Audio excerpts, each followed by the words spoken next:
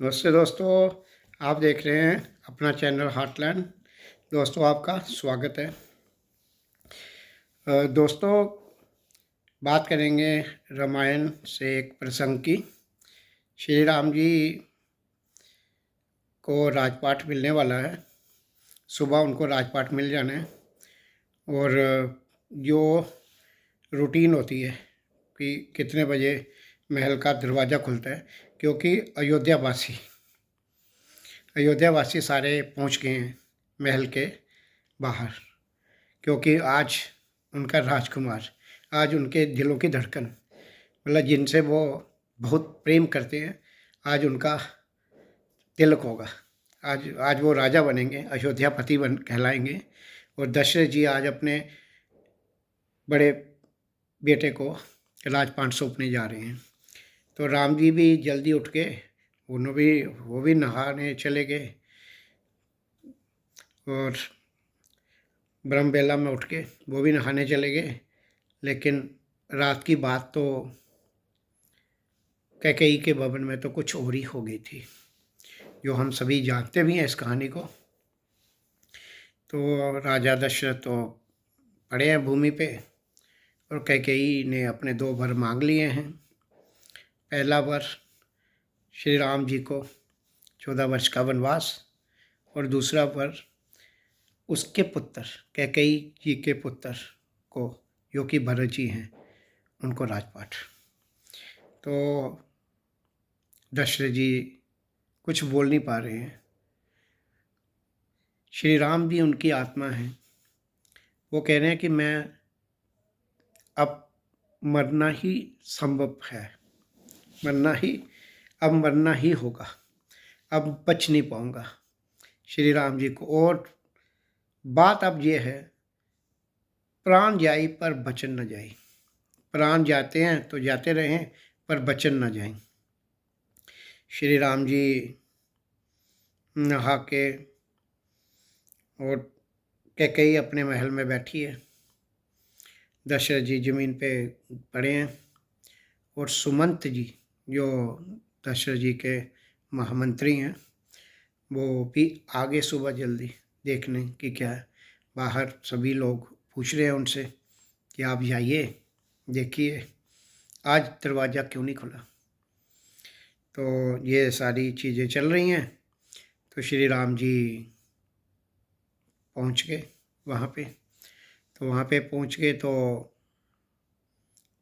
वहाँ पे दशरथ पिताजी को इस बुरे हाल में देखा और कैकेयी है। तो पूछने लगे, पिताजी ये क्यों, ऐसा हाल क्यों? तो श्री राम जी को बड़ा कष्ट हुआ, क्योंकि वो भी पिता के भक्त हैं। पिताजी को कुछ तकलीफ़ हो ये देखना उनके बस की, ये एक उनके लिए मुश्किल था। तो लेकिन काम आसान कैकेयी ने कर दिया, क्योंकि दशरथ जी के लिए ये बोलना आसान नहीं था। वो बोल नहीं पा रहे थे, वो बोल पाते भी नहीं और बोलेंगे भी नहीं। पर उनको भी तो प्राण जाए पर बचन न जाए। तो कैकेयी ने पूरी बात बता दी कि ये 2 वचन है आप ये। तो उन्होंने कहा, श्री राम जी ने कहा, इतनी सी बात। तो श्री राम जी चले गए, मैं चलता हूँ, तैयारी करता हूँ। तो अब सबका अपना अपना रोल है इसमें। श्री राम जी तैयारी कर रहे हैं और लक्ष्मण जी देख रहे हैं। तो और साथ में सीता माता जी को भी पता चल गई सारी बात। तो वो कहने लगी, मुझे भी जाना है साथ में। तो अब लक्ष्मण जी वो कहते हैं, भैया मुझे भी आपके साथ चलना है, मैं तो आपसे जुदा कभी रहा ही नहीं हूँ, मैं कैसे जी पाऊँगा। तो वो भी जाते हैं। वो कहते हैं, जा अपनी माँ से आज्ञा लेके आ जा। तो लक्ष्मण जी जाते हैं अपनी माँ के पास और बोलते हैं, माँ राम भैया जा रहे हैं जंगल को, उनको 14 साल का वनवास हुआ है। तो माँ तू मुझे रोकेगी तो नहीं, तू मुझे आज्ञा दे, मैं तुझे सुनाने आया हूँ, मैं तुझसे आज्ञा लेने नहीं आया हूँ, मुझे जाना ही जाना है। अगर तू रोके भी तो भी मैं रुकने वाला नहीं हूँ। तो वो कहती है, बेटा अयोध्या तो वहीं है जहाँ श्री राम है, तू यहाँ रुक के करेगा भाई क्या? वही तो, उन्हीं के लिए, उन्हीं की सेवा में रहना।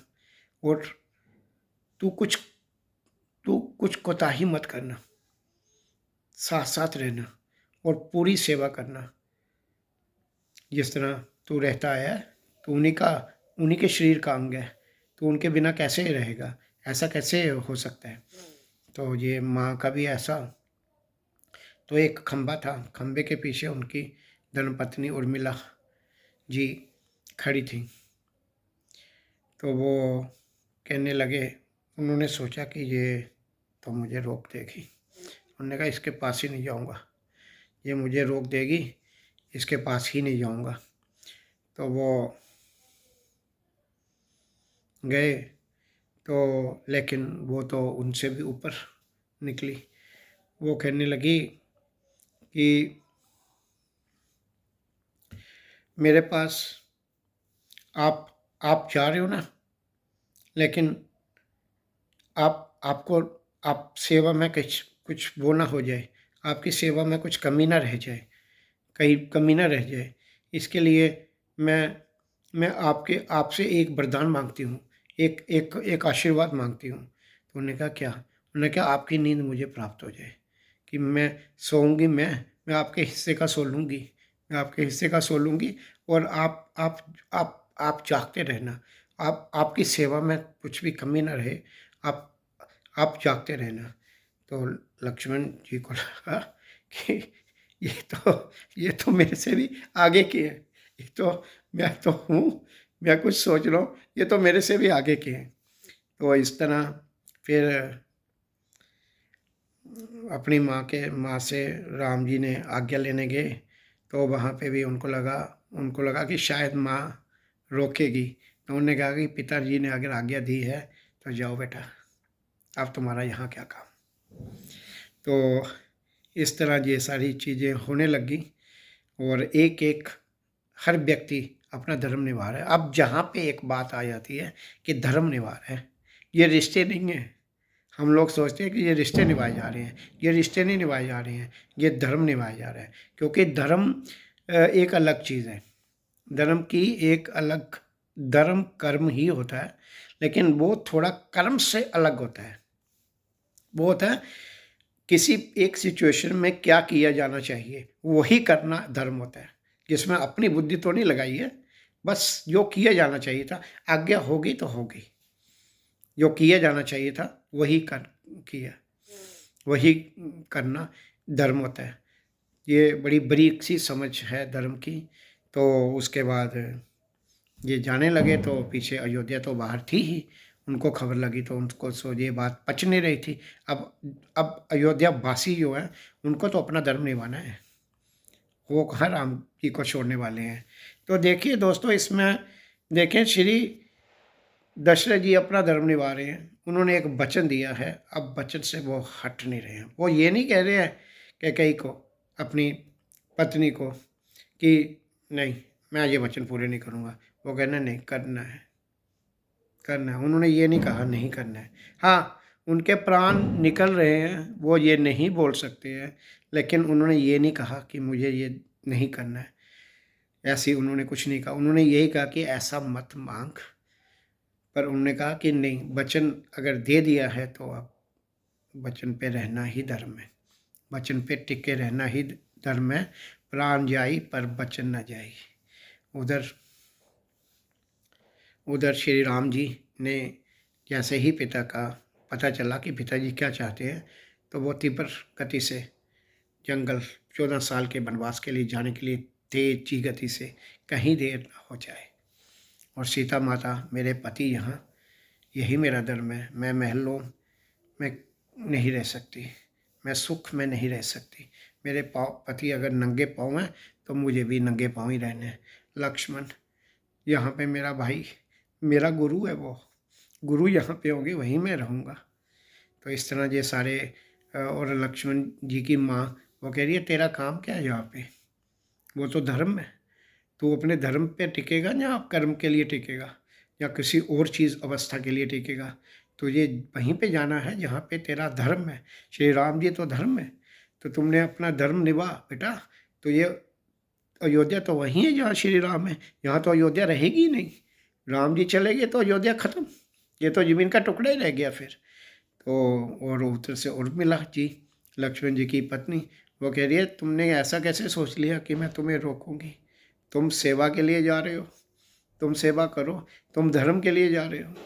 तो ये अब भरत जी आ जाते हैं। भरत जी को वहाँ पे संदेशा मिलता है, अच्छा संदेशा नहीं मिलता है तुरंत आने के लिए, तो वो आ जाते हैं। अब आ जाते हैं तो वो अपने धर्म पे टिके पड़े हैं। कैकेयी, उनको सब पता चलता है, तो वो कहते हैं, उनको कोई गुस्सा नहीं आता है, वो अपने धर्म के लिए वो कहते हैं ठीक है, हम राम जी वो कहते हैं मुझे थोड़ा सा समय चाहिए। वो थोड़ा समय लेते हैं और फिर यही निर्णय वो लेते हैं कि मुझे तो जाना है श्री राम जी को वापस लाने के लिए। तो और वो बाद में इसकी आगे बाद में सबने अपने अपने धर्म को निभाया। तो दोस्तों ये सारी जो चीज़ें हो रही हैं ना, ये सब ने जो अपने अपने रोल किए हैं या अपने अपने जो भी जिम्मेवारियां निभाई हैं, या जो भी इस सिचुएशन में या किसी और सिचुएशन में जो भी किया है वो धर्म के लिए किया है। कि धर्म की ये डिमांड थी। धर्म की डिमांड, धर्म कभी बोलने नहीं आता है कि मेरी ये डिमांड है, पर धर्म यो है, वो ये है कि हमारा बिहेवियर, कि हमने करना क्या है, और एक बिल्कुल धर्म के अनुसार होगा। और ऑप्शंस बहुत मिलते हैं, बहुत कुछ किया जा सकता है। लक्ष्मण तो बोल ही सकते थे कि भैया जाओ यार आप, मैं थोड़ा बीच में आ जाऊंगा कभी, अभी तो नहीं तो छोड़ो क्या करना जाके। तो बहुत सारे ऑप्शन तो सबके पास थे ही ना, महल तो था ही उधर पड़ा हुआ, तो और साथ में ये सारी चीज़ें थी, सबके पास ऑप्शंस थे, सबके पास जिस तरह हम लोगों के पास होते हैं उनके पास भी ऑप्शंस थे। पर उन्होंने रिश्ते नहीं निभाए हैं, उन्होंने धर्म निभाया है। हम सोचने में यही गलती करते हैं कि उन्होंने रिश्ते निभाए। वो जिस रिश्ते में थे उस रिश्ते का जो धर्म था वो उन्होंने निभाया। तो ये एक इम्पॉर्टेंट चीज़ है धर्म को समझने में, क्योंकि धर्म कर्म का ही दूसरा नाम है, लेकिन ये एक वो कर्म होता है जो समझ से बनता है,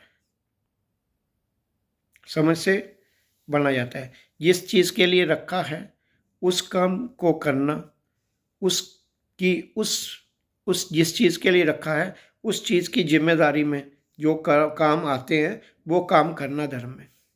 जैसे धर्म ने अपने लिए तीन रखे हैं, ब्रह्मा विष्णु महेश अपने धर्म में। तो ब्रह्मा जी का काम है निर्माण करना, विष्णु जी पालन करते हैं और शिव जी संहार करते हैं, लय करते हैं।